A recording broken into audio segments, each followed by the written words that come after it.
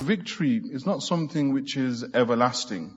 For everything that goes up must also come down. We have the Islamic civilization, it had its peak, but also it has its decline, and we continue to spiral down in that particular decline. So today's story is about a king, and it is about his magician, and it's also about a monk, and it is about a young boy. So we have 4 characters in this particular story: a king and his magician, the monk and his boy.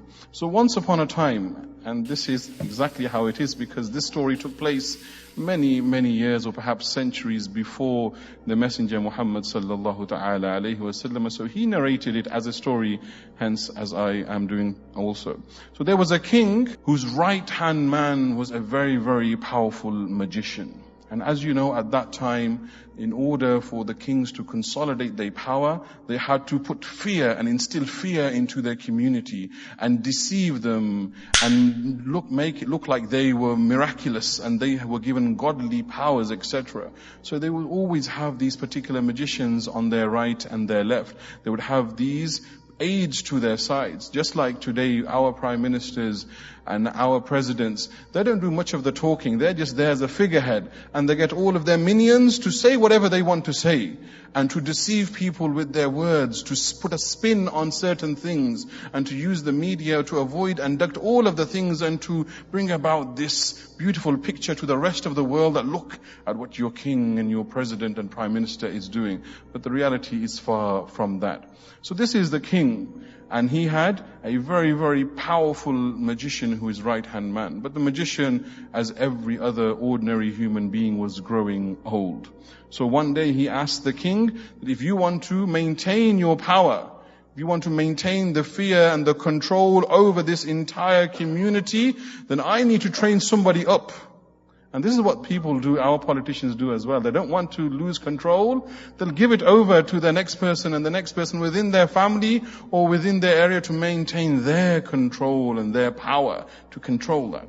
So he said, I need somebody to train up so he can continue with you and you can continue this tyranny that you have, this zulm that you do throughout the entire community. So he said to the king, go find me a young and intelligent and capable boy to train. Not an older person, because it's harder for you to put something in their mind because they've seen the world. They've experienced the reality. Whereas a young boy is able to absorb whatever you say. And if you control everything within the society, within the community, you control the narrative. So whatever you say, it goes. Because the boy doesn't know anything else. All he sees around him is people obeying the king, worshipping the king, following the king. It is his hukum, nobody else's hukum. So naturally the boy will listen to whatever the king and the magician has to say. So find me this young, this intelligent and capable boy to train.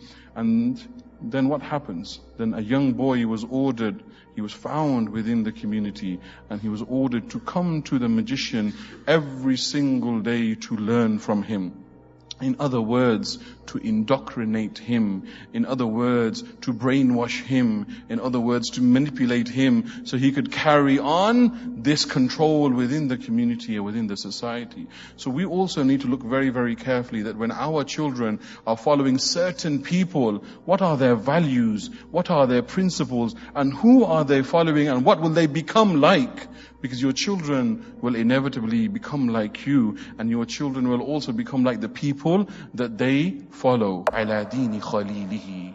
This the Prophet ﷺ mentioned that a friend is upon the path of his friend. So if your friends are like this, deceiving, manipulating, dark, and they instill this zulm and so many other things, then your children will inevitably become like them. So anyhow, the magician is there, and he is training this boy now to do all of this magic, to do this sorcery, to control and manipulate situations to make it look like the king is God. And the king is in control, and he is all powerful, and he is unlike any other ordinary human being. So one day, on his way towards the training, towards the magician, the young boy, he passes by a monk who is an abd from the ibadullah, a servant from the servants of Allah subhanahu wa ta'ala. But when he saw this monk, he was disheveled, very, very ordinary, lowly person. Her hair wasn't really combed, he didn't have the finest of clothing, he was just sat there on the side of the road. However, when the boy saw that monk, he admired his character, because the way that that monk addressed and spoke to other people in a kind manner, with good akhlaq, with good uswa hasana. He was dealing with people in a merciful, compassionate way, and he was using wise words, and he was using eloquent speech. So if you want to find the servants of Allah subhanahu wa ta'ala, true servants of Allah won't be the right-hand man of a king. They won't be the right-hand man of politicians and MPs, etc. You'll find them on the path to Allah subhanahu wa ta'ala in simple and humble beginnings. This is where you'll find the true awliya of Allah. He found this monk, simple monk, ordinary monk, sitting there talking to people, but in a nice manner, not deceiving them, not manipulating the truth or the reality, but in a simple conversation. This monk was the only person left on Tawheed in that entire village. In that entire area, everybody else worshipped and believed the king.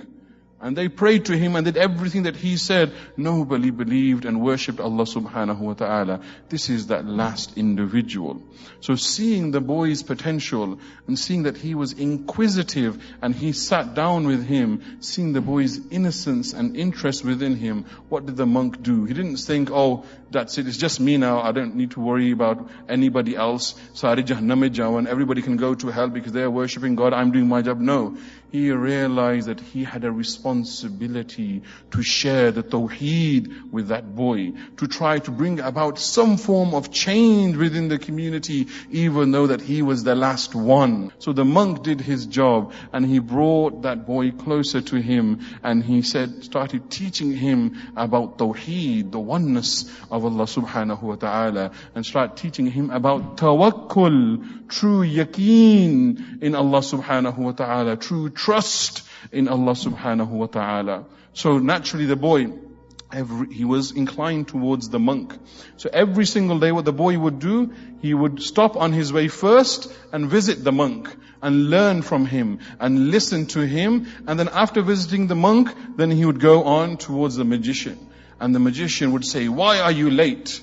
You've wasted my time. I've been waiting for you. And he used to beat up the boy.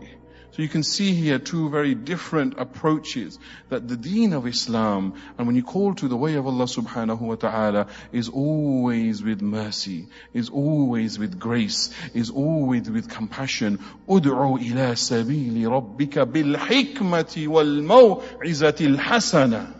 This is how we call onto other people. We just need to carry ourselves in the best way, with grace, with humility, the way that this monk did, and not be from those people who, like the magician who was beating up this boy. Why? He was just a boy and he turned a blade. He used to beat him up every single day. But the monk said to him, wasbir. Be patient, because when you're on the path to Allah subhanahu wa ta'ala, you have to be patient. You can't bring about change in a year or two. It may take you an entire lifetime. And this is the path of patience. This is the path of trials and tribulations that comes from Allah subhanahu wa ta'ala. So on one day, the young boy was returning and he saw a beast. A beast, perhaps it was a saber-toothed tiger, perhaps it was a mammoth, perhaps it was something, we do not know what the beast was, but we know it was a beast. It was blocking the road for the villagers, and the villagers were all scared for their own lives and for the lives of their children. But this boy, he came and he saw the beast and he thought to himself, he said, today I shall know whether the magician or the monk is on the truth. Today is the day of Furqan, the day of differentiation. So he picked up a rock and he said, Ya Allah, if the monk is dearer to you and if the monk is on haqq more than the magician, then Ya Allah, allow this beast to be killed. So he threw the stone, he struck the beast, and it immediately died just with one stone, that huge beast. So the boy realized that the monk is on the truth and not the magician. So he went back and told the monk what had happened. And the monk said, now you have reached a level where you will be tested. So be extremely careful. If you have no trials and tribulations in your life, and your life is very simple, very linear, very hunky-dory, then know that your iman is not very strong. But if you get trials and tribulations in health and wealth and family and other things, then know that your iman is strong, and Allah subhanahu wa ta'ala is testing you to purify you further and bring you closer to Him. So now he knew that he was going to be tested by Allah Azza wa Jal. So the news spread like wildfire. We didn't have social media then or BBC, but it spread like wildfire in the entire village. And the whole village was talking about this miraculous boy. And the villagers started rushing towards him and asking him for help. And he said, I can't do anything. Whatever I do is from the izn of Allah subhanahu wa ta'ala. Just the way Sayyidina Isa alayhi salam said, that I did all of this bi-izni Rabbi, bi-iznillah, because of the izn of Allah. So with the permission of Allah subhanahu wa ta'ala, with his iman, with his tawakkul and yaqeen in Allah, he started curing people from leprosy. He started curing people with their blindness. He started curing people from their diseases bi-iznillah. And then one day, a blind minister, a minister who used to work for the king, who is beneath the king, who was very close to the king, that blind minister heard about this boy. And he went to him seeking a cure. And he said to the boy, cure me. And he said, I do not cure anybody. It is only Allah Azza wa Jal who cures people. So if you believe in Allah, then I will do dua for you and Allah subhanahu wa ta'ala will cure you. So the blind minister said, yes, na'am, I believe in Allah, the oneness of Allah. The boy then raised his hands, did dua, and Allah subhanahu wa ta'ala returned his sight. So the next day, that same blind minister previously went to the king, and the king was absolutely gobsmacked and flabbergasted. How is it that yesterday you were blind and today you are here before me and you can see? How did this miracle happen? Who did this magic? Who cured you? And he said it was the boy, and he asked Allah subhanahu wa ta'ala to cure me, and Allah subhanahu wa ta'ala cured me. So the king was absolutely furious. And you said, you have a God other than me? I am your Lord. Just like Fir'aun said. Just like other people say in power that I am in control. Whatever I say is the law, is the rule. We are the top. So he said, you have a God other than me? And he said, yes. So he said, my God and your God is only Allah. He spoke the truth. So the king, what did he do? He killed the minister immediately, and he said, bring me the boy. Why? Whenever there's a threat to your power, what do? You completely destroy any form of threat. And this is what the king did. He killed the minister, his own minister, and he said, bring me the boy. And after torture, the boy finally confessed and told the king everything about him, about the monk, and about his iman in Allah subhanahu wa ta'ala. So the monk was then called, and the monk was then tortured relentlessly for days on end and told to reject Allah subhanahu wa ta'ala. But the monk refused, and consequently he was also killed by the king. So those people who are trying to bring about change in society, don't think you won't be challenged. Don't think people won't go and check into your background. Don't think that these other people in power won't try to do everything within their control to take you down, to destabilize you. They will. But there's nothing more precious than your iman. So now the king had killed the monk, he had killed his own minister, and the boy was left. He needed to make a spectacle out of him. He needed to show everybody that I am in control. I am the God, I am the Lord, and you worship me and everything else is in my control. So he ordered all of his Spartans, all of his soldiers to gather around this one single individual young boy and said to him, take him to the highest mountain here in our area. And when you get to the top, push him off. This was the command from the king. So the boy went. He went with the soldiers because he couldn't do anything else. But when he got to the top of the mountain, he did this dua, Allahumma kfinihim bima shi't. Ya Allah, suffice me.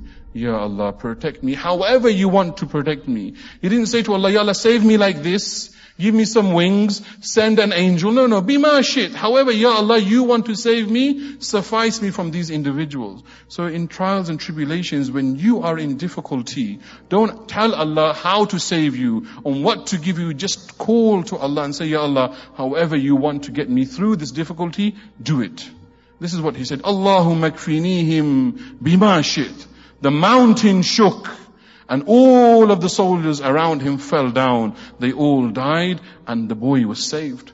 He didn't run away. Oh, that's it. No, he didn't run away because he had tawheed and iman and tawakkul in his heart. He went back to the king and he said, Allah saved me. You sent these people, but Allah subhanahu wa ta'ala saved me. So the king now really, really upset. He tells again his other soldiers, take him to the middle of the ocean and push him in, drown him. When he went into the middle of the ocean, again he read that dua, Allahumma kfinihim bima shit. And the boat shook, all of the soldiers drowned, and the boy was saved. And he returned again back to the king.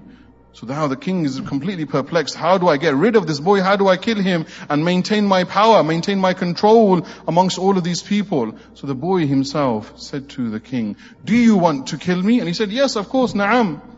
Absolutely. So he said to him, gather all of the people in our community, in this city, in this village, to the biggest arena. Hence why my poster, you'll see.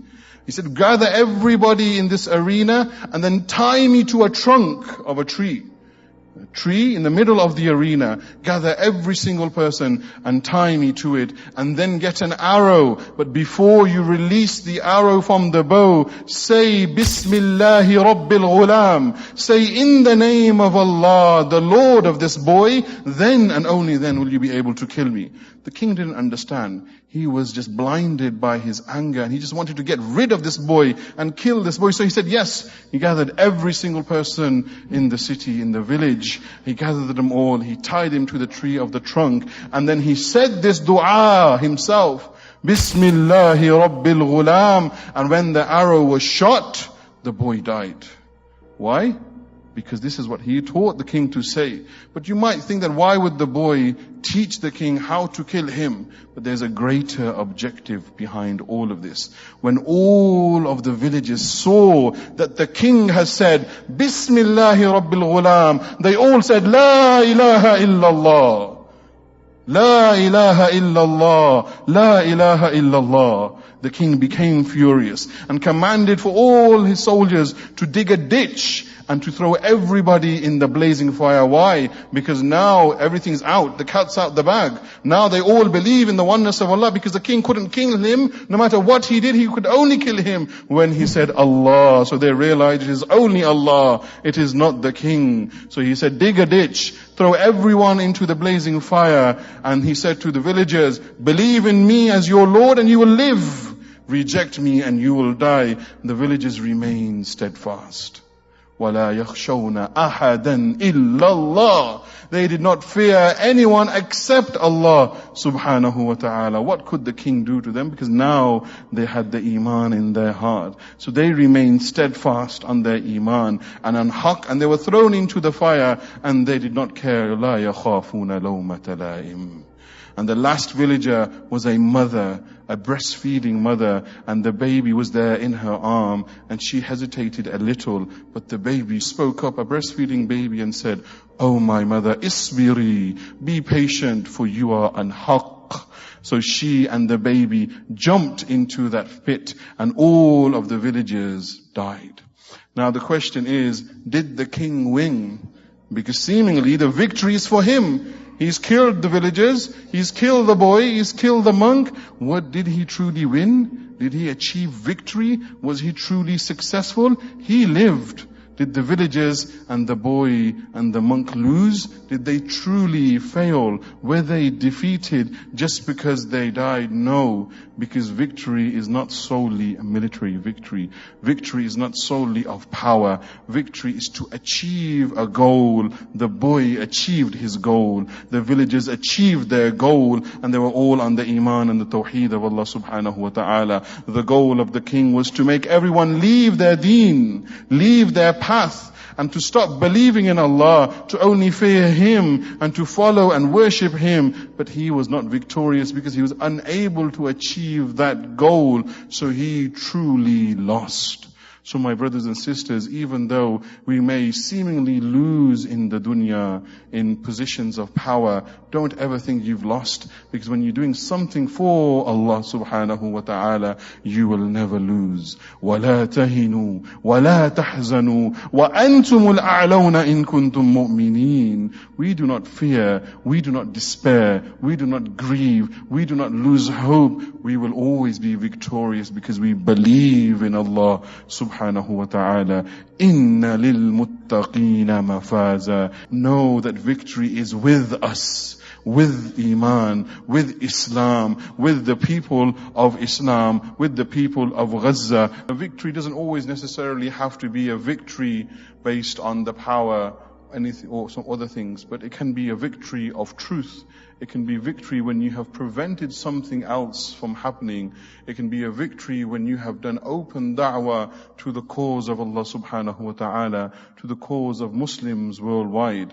It is a victory when you are able to bring about a change within yourself and also a change within your society. So the efforts that you exert whenever you try to bring about change is not wasted by Allah subhanahu wa ta'ala. It is always recorded, and whatever victory that you may think of from the worldly perspective, know that whenever you do something for the sake of Allah subhanahu wa ta'ala, the success is with you because you are upon haqq. You are upon adl. Think about what victory means for us as Muslims, because we are looking towards the victory of the hereafter, the victory with Allah subhanahu wa ta'ala, the victory on the day of Qiyamah when we will enter into the gardens and paradise. Udkhuluha bisalamin aminin Allahumma ya Rabb. This is what Allah subhanahu wa ta'ala is reminding us in this particular story, as taught to us by the Messenger sallallahu ta'ala alayhi wa sallam.